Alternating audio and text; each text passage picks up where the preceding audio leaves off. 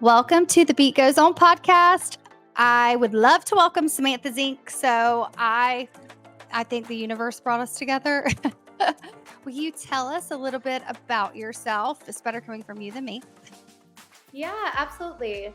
So, thank you for the introduction. I am Samantha Zink. I'm the CEO and founder of Zink Talent. And Zink Talent is a boutique influencer management agency.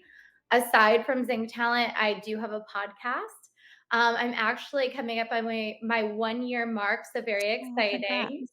Yeah, season. Congrats.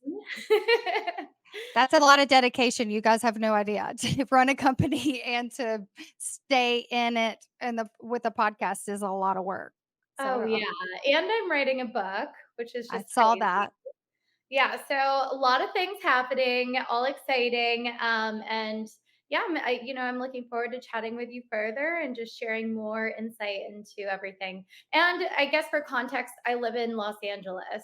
Gotcha. Where are you Uh, based? We're, based out of Savannah, Georgia. However, my company is kind of all over, but I just was so excited to have you on to learn about, influential marketing and what you do and what tips you can give us and we have a ton of female business owners on here.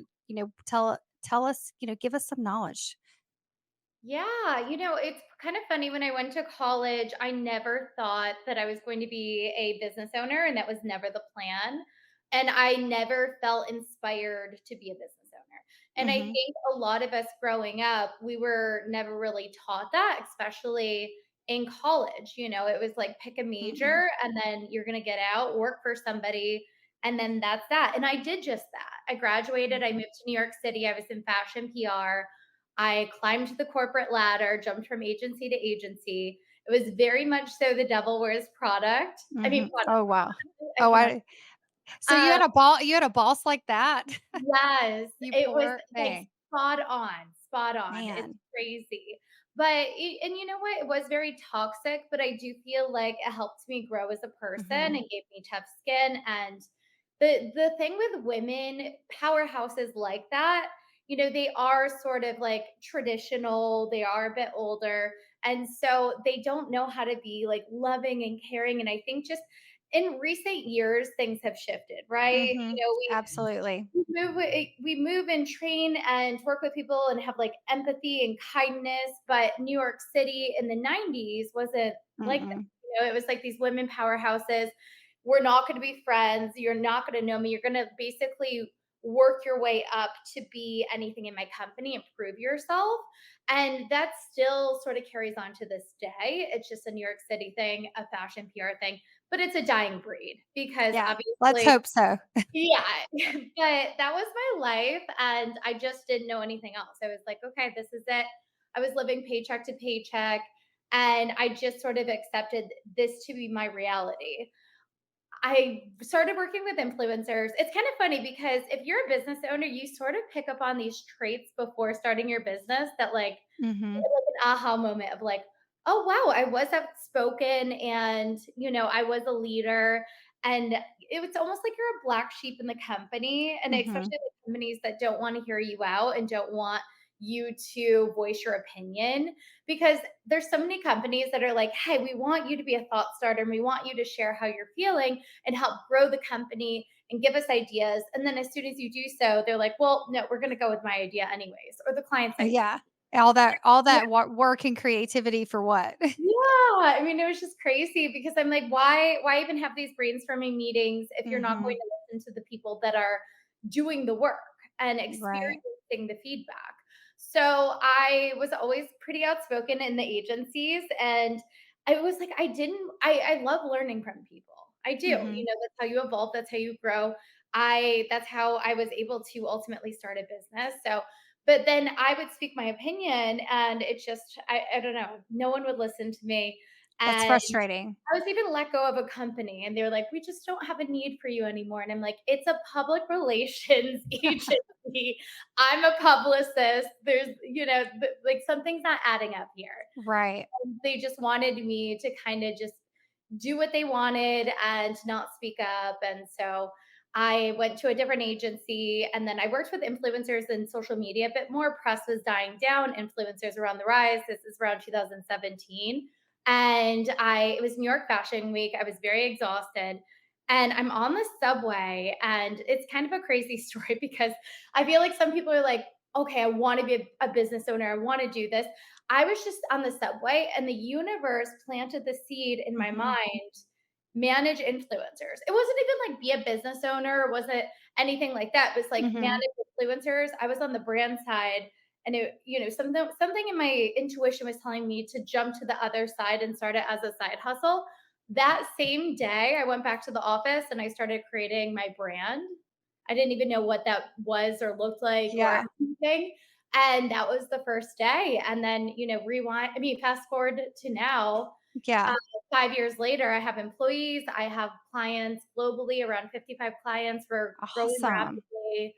So I think the underlying message here, and at least in my story, is to always trust your intuition because Mhm.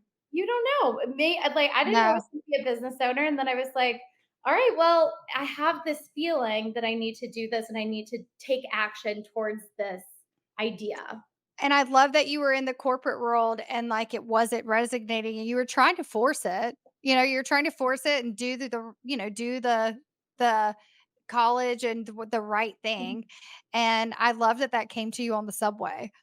I love that. For it to come to you like that, and I love that you said that the universe, I know I read about you a lot. You are a spiritual person, you're a girl boss. I said you've done a lot of really impressive things from nothing, from your own creative ideas, and now you have a book.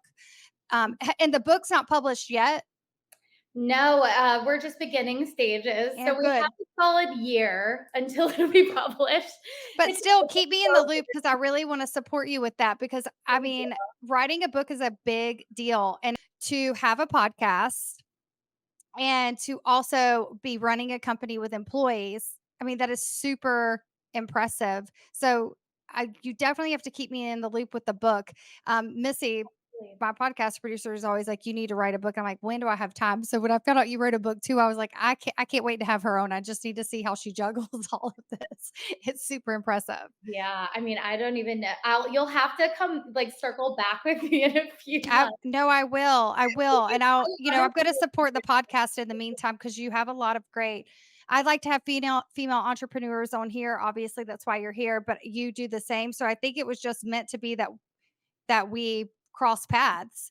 Yeah. It really was, and I've enjoyed the guests that you've had on yours. So what was the idea for your podcast? So it's another. Okay, so something about me, I guess I should preface with this, is Yeah. I have these like epiphanies or like thought starters or like seeds planted. And Hmm. each time I just go with my intuition and go Yeah, straight into same. action. I'm not one of those people that sit there and I'm like, okay, this would be a good idea, but right now is not the time. So I'm Hmm. gonna like maybe in 6 months or maybe in a year. Yeah, I'm not that person. I'm like, okay, if there's an idea, and I don't think about the bigger picture or what I have on my plate. I'm just same. straight to it. So I was out to all of my employees, they're Gen Z. They're ranging from 22 to 27. I'm 33. So we're very close family style and we talk about everything. And they would Hmm. always tell me like, "Oh my gosh, this is amazing advice," or "I never knew this." And I was out to dinner with two of them and they brought it up. They were like, "You need a podcast. You're like an older sister and you have all this Yeah. wisdom in every area." Especially, I didn't want a podcast on dating, but I'm able Hmm. to it's like growing up when you're, like Yeah. mother figures like, don't chase, you attract. And if he's like Right. if he wanted to, he would. And you're like, "Mom, you know nothing." Right? And then Yeah. and then you get a little older and you're like, okay, I now know what my mother was trying to tell me.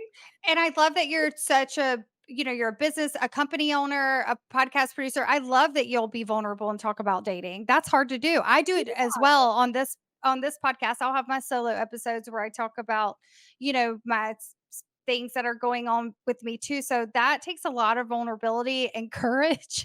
So kudos to you for doing that. I'm 40 and I also mentor, I have Gen Z millennials that I mentor both of I have a female business group in Savannah where I'm from, but I also have the spray tan partners all over. So I love that's one of the things I loved when I stumbled upon you was how much you what a positive, strong influence you can have it all. You can date, you can have your own company, you can have a podcast, you can write a book.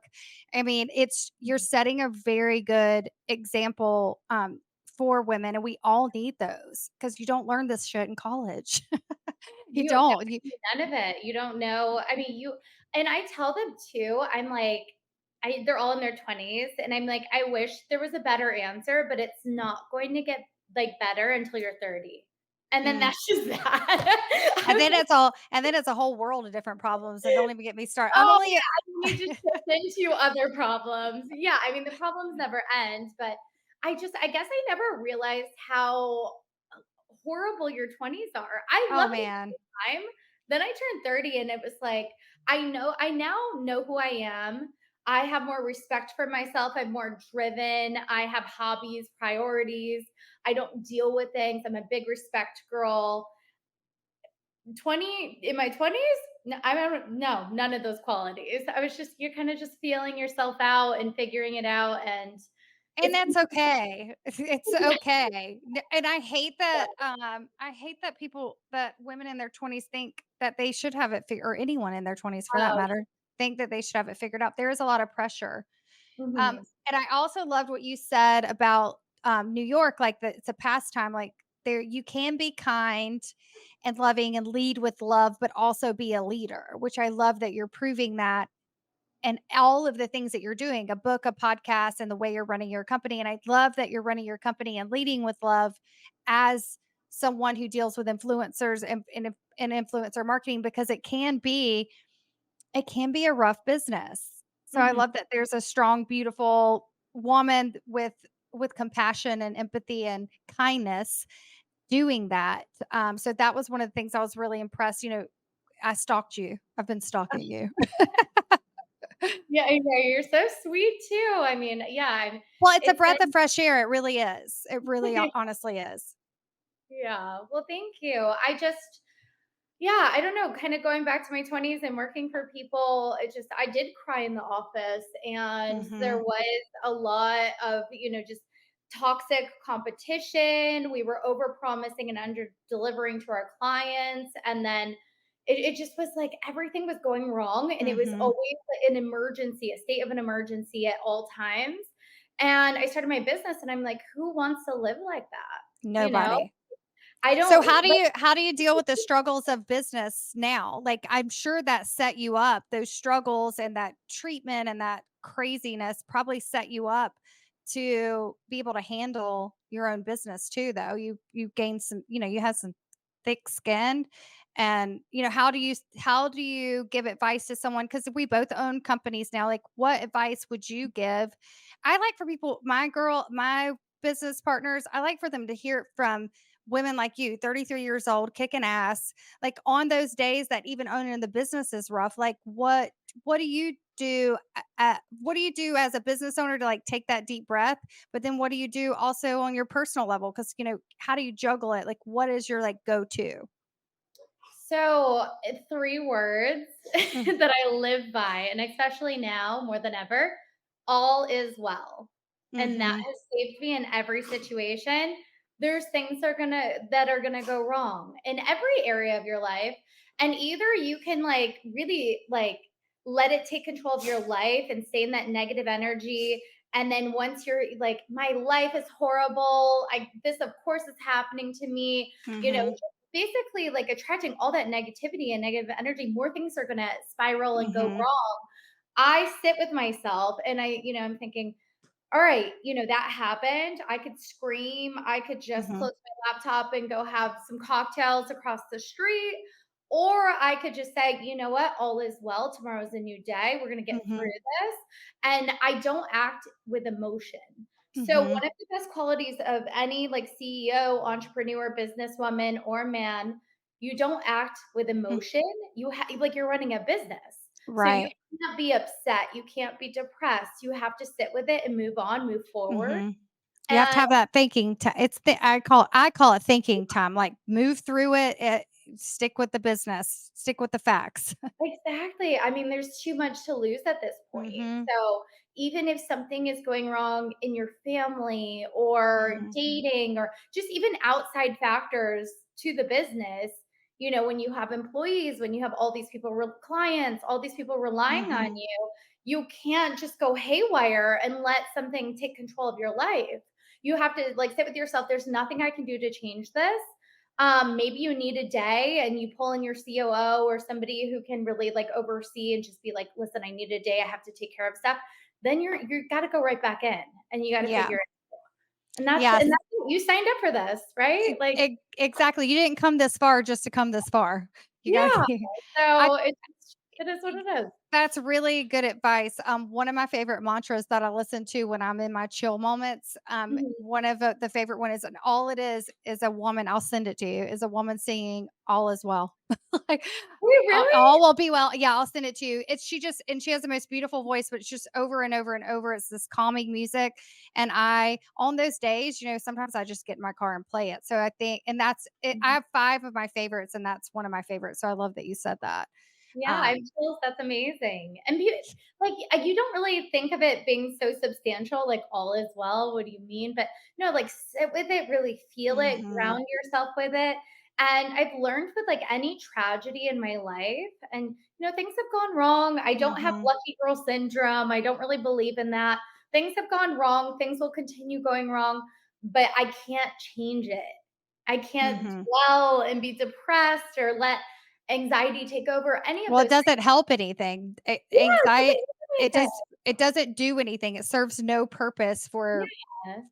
for moving forward or helping with anything. So, I love that. And it really is impressive that you came from something corporate, have your own company now. I feel like when I was 33, I did not have it figured out yet. I just started to figure out I was very high strung. I made things more dramatic and traumatic than they needed to be.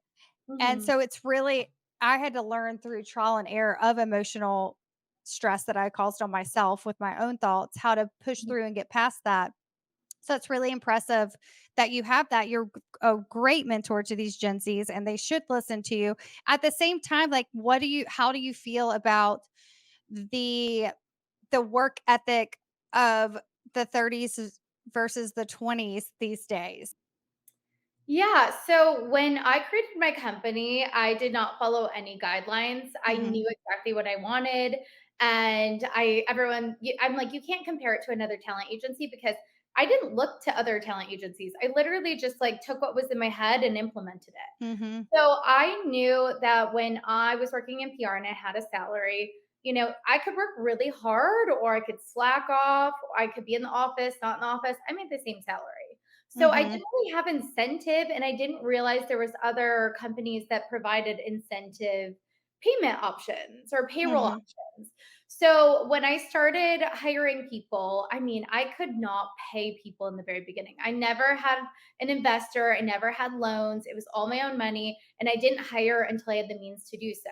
So Mhm. I started working with interns because they were what I could afford. And my whole thing was, Smart.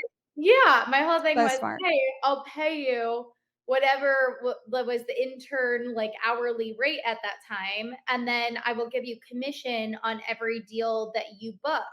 So what that means is a partnership between an influencer and a brand through their pitching. Mhm. And so that, and then I was like, but if you reach a certain number of revenue, I'll give you a monthly bonus. Bonus. So Smart. then I'm able to pay them, but they have to earn it. Right. Like I did like the That's a hour. really good business model because incentive works. Yeah. Mhm.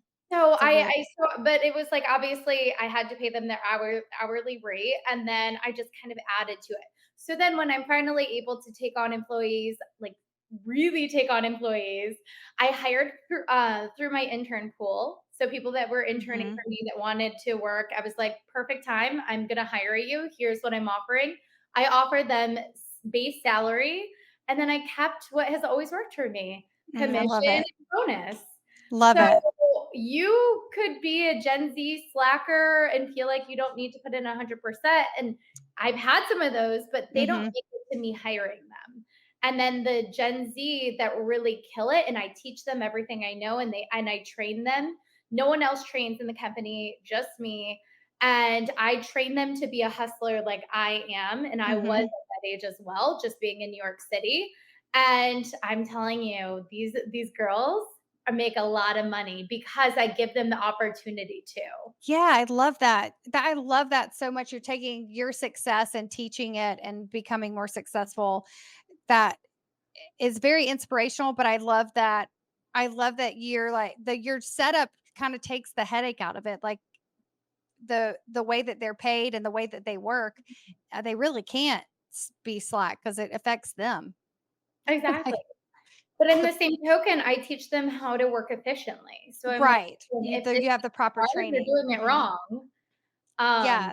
And yeah. you can do it based on your success. So I mean, you have a solid um, plan that has worked for you. I love that. So I own a beauty company. So Mhm, how do you and I looked you up and I don't like when was listening to your podcast, I eventually started listening to your podcast. You had some really great inspirational guests on there.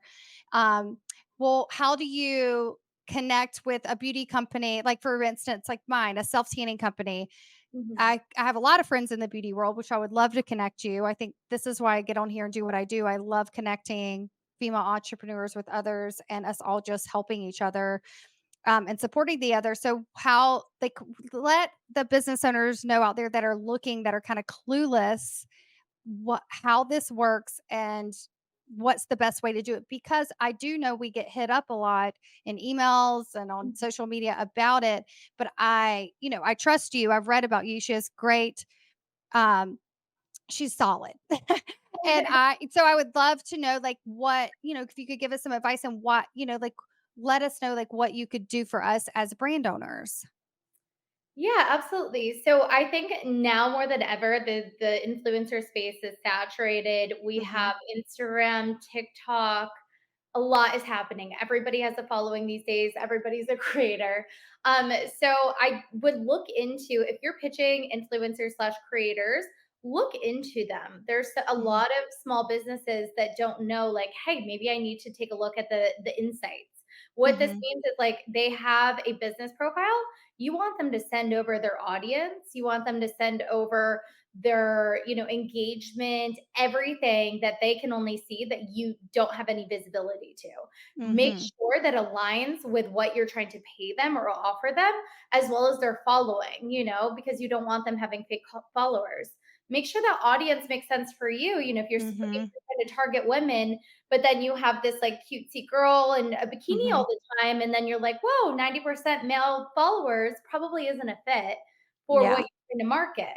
So be smart. Don't just be like, oh, I love this creator. I'm going to pay them XYZ or offer them, dig a little deeper and, have them also brainstorm collaboration ideas. I just Mhm. feel like things get so stuffy and boring lately Or that, they just like say, wow, "Look at my tan," and tag you in their story, and you're like, "Wait, yeah, what?" like do something different, or maybe I love the like vlog, like come with me and like a Mhm. voiceover on a TikTok Love it. Me too. talking about, your place, why they love it, showing them around. Like we want to feel engaged. We want a vlog type like style video. TikTok is just a really cool place. And then obviously you want to make sure that their followers are local. So if you're Mhm. looking, if it's a local business, you don't want their followers to be in Taiwan, right? Like, Right. And it's also easier to connect with the influencer for my girls that have, I mean, I have over 250 locations. So it is easier for them to connect with the influencer and really like interact with them, which is more authentic, which works better. On the other hand, when I send product off, I usually just pray. Like I've done the influencers with my retail products. I've had some really great experience and some that I was like, whatever, it is what it is. Mhm. Um, I don't let myself get too upset or concerned over it, but I love the local finding a local influencer and making sure they have your following. That vibe is so authentic because you're one on one with them.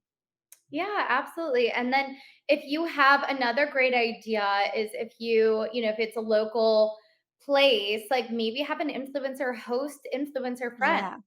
and get Mhm. everybody together, have some like mimosas, make it super romanticized, some small bites, and then a bunch of girls and And maybe then some you get a ton of guys content yourself. kind of Absolutely. coming together. So you want to create a community. And I think that's really awesome because the brands that are so large, it's hard for them to create a community because Mhm. everybody, it's a globally known brand. But if you're honing in on a certain location, bring your community together, and Yeah, then and something. it's more fun too. It's just more Yeah, fun. It's just more real, which is what we all miss. We all miss. I feel like the pandemic really like ruined a lot of things. Mhm. I still have meetings on Zoom, and I'm like, obviously you and I Mhm. are not together, so this makes sense. But I'm like, there's a brand in LA. Why are we jumping on a video call? Like, let's I go know, grab like, let's just go or grab some coffee and a yeah. yes, exactly. I miss that too.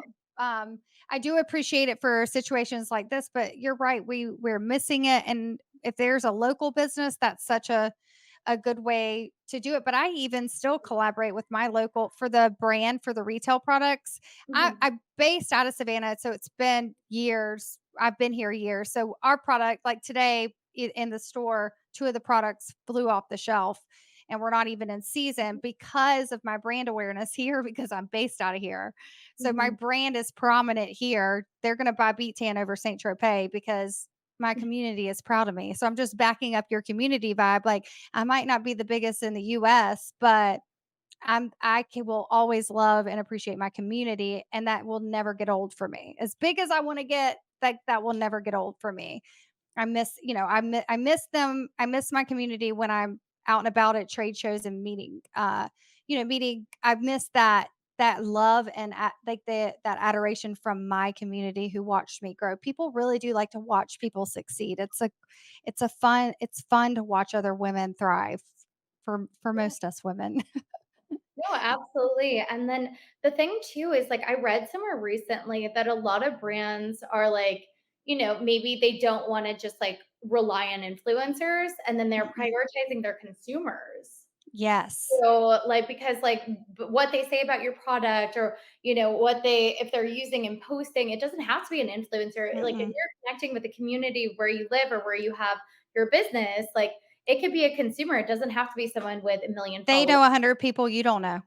Exactly, 100 feet, yeah, and sometimes Yeah. it's more niche, right? Exactly, exactly. I so will you tell everyone where to find you? And I would love to like catch up with you again and get because I know that with the female following and the entrepreneurs that I have that follow the podcast, I know that they'll probably have some questions. So I'll connect them to your social media and to your podcast. We'll have all of that in the show notes. And again, I'll put it on my media page on my website. But I'd really love to reconnect with you just because I have a lot in common with you, but I just find you to be so impressive. Thank And you. I think as a 40-year-old company owner, I get annoyed with this part of the business.